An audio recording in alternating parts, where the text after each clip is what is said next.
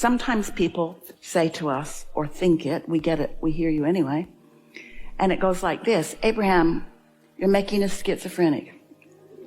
Because in 1 minute, you tell us to be a deliberate creator, set goals, think about what you want, segment attend, be deliberate. And in the next minute, you say, let it go, chill, be in a state of allowing. What do you want us to do? And we say, we want you to know the moment you're in.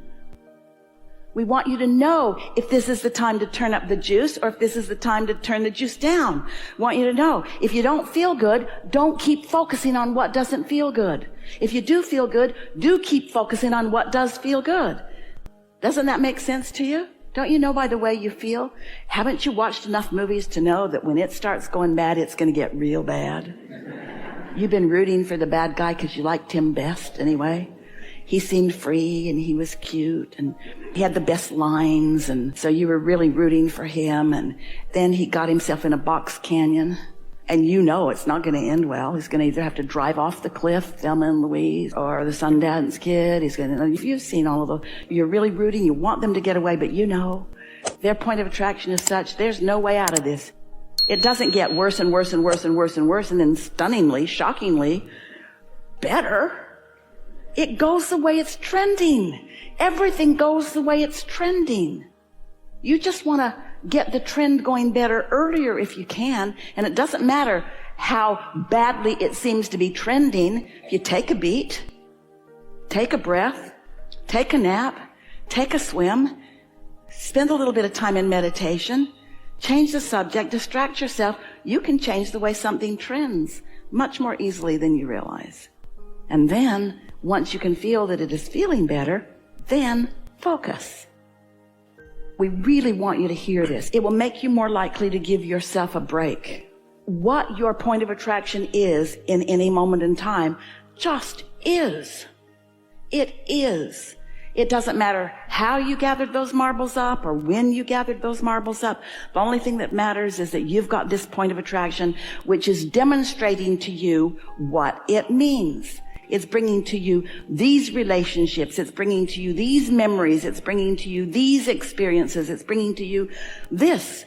And so once you accept that you have this point of attraction and that you can, maybe not right now, this red hot minute, because momentum is a real thing, but you can change what your point of attraction is to mimic more of what you want. So you do it gradually, and then you deliberately segment intend, or you deliberately do a focus wheel, or you deliberately put some marbles in your bag, and then you notice what comes in response to that.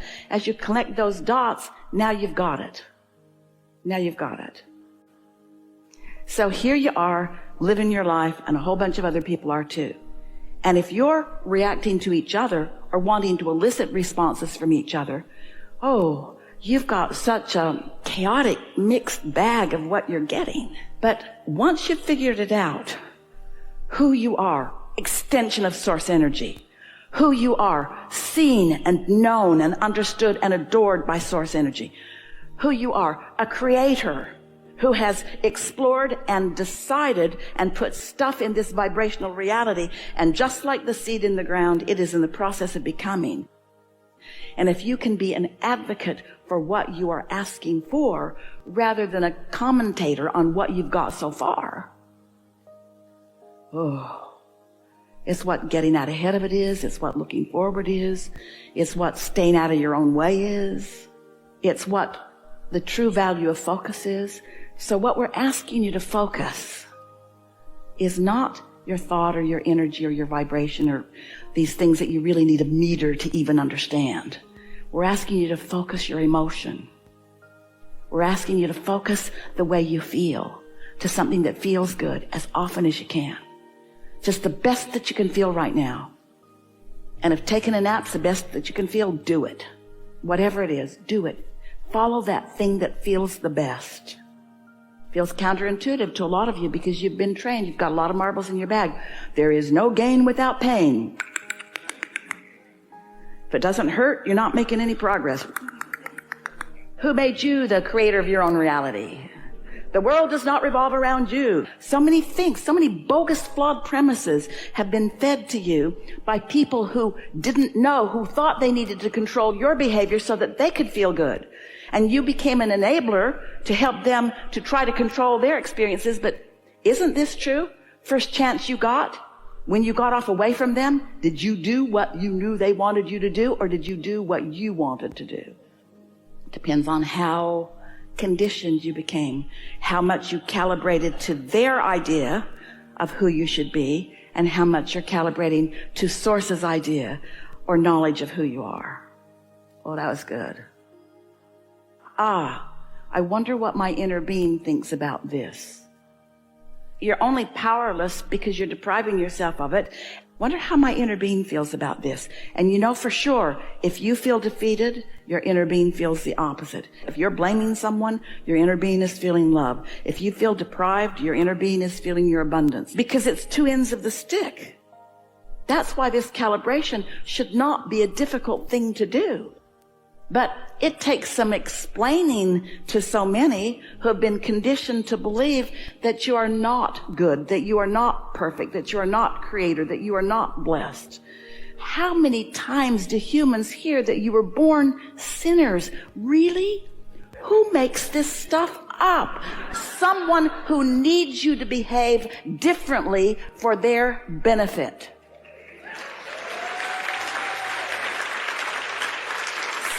Self-interest is a real thing.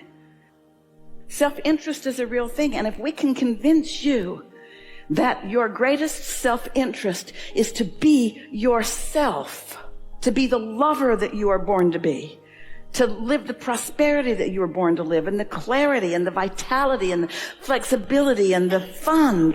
And once you start calibrating to that, it doesn't take very much of you deliberately focusing and affecting your point of attraction, and then seeing the results of it before you can come to the conclusion that you are blessed. And here's why we are so sure of this. Most people offer most of their output, their focus, vibration, energy, whatever you want to call that. They offer most of it as a result of what they are observing.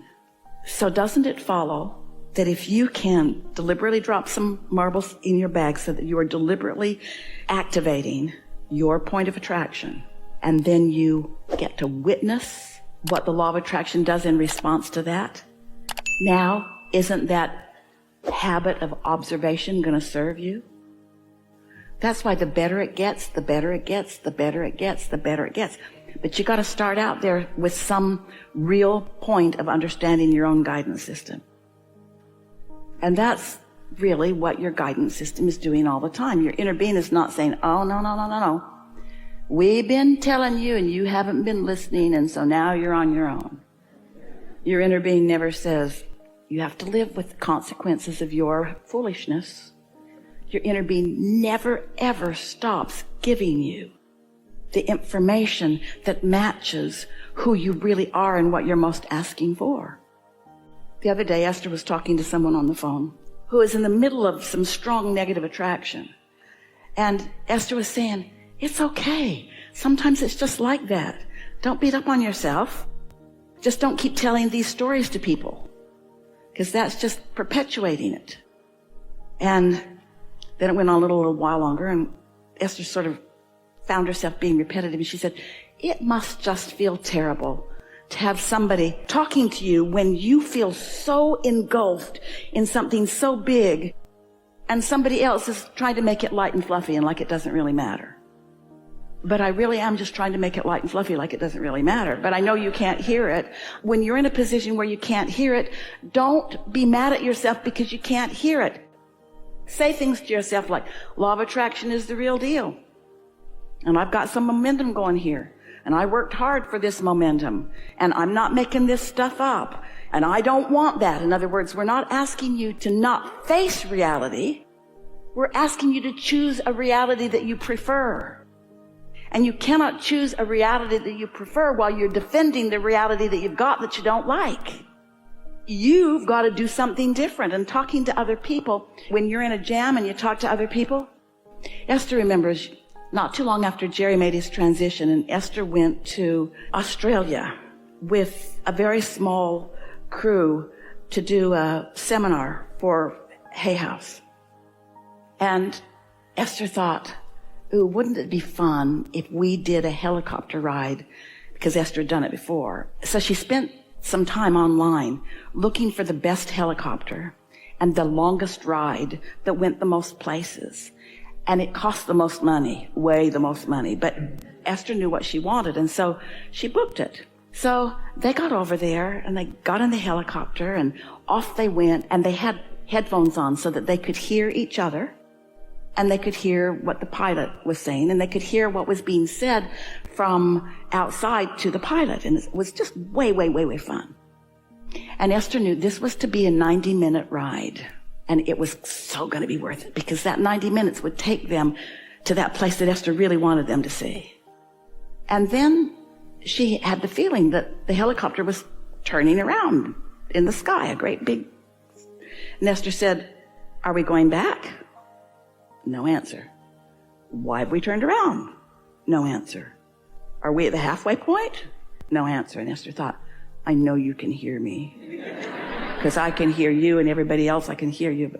So he took them back and landed 20 minutes shy of what Esther's expectations were. Now, everybody that had been with her had the time of their life. They loved what they saw. They loved how fun it was. It was the nicest helicopter Esther had ever been in. It was the most wonderful experience for all of them, not for Esther. Not for Esther. And here's the part that we really wanted you to hear. Esther was mad at her friends that didn't defend her. Why are you being so bright and shiny when we have been robbed of 20 minutes of pleasure? Don't you understand that something has gone terribly wrong here? Esther just couldn't let it go. Just kept dropping little things. Not one of them picked it up. Not one of them. It's like they've been listening to Abraham. And like Esther hadn't been.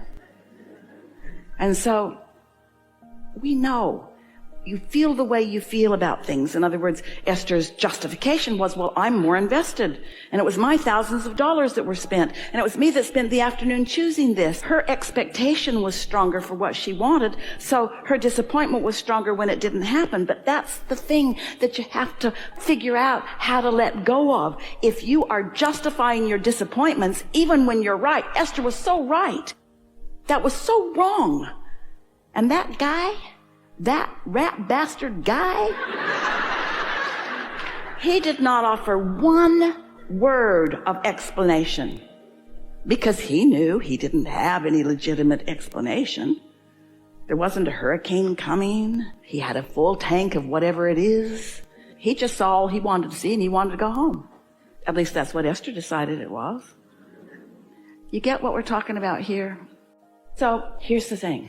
You can't be the stage manager or the law of attraction manager. But what you can do is you can stand in your power, and you can put easy existing matches into your bag of marbles.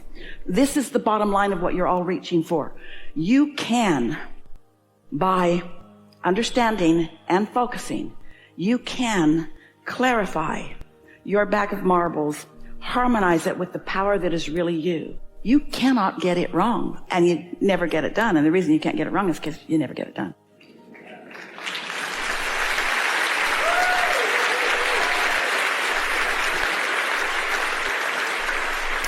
And now, don't you just want to go out and put deliberate marbles in your bag and see what happens?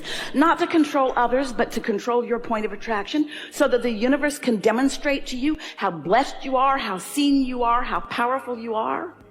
Yeah. Really good conversation. We would like to proclaim this as the best conversation we've ever had. The best conversation we've ever had.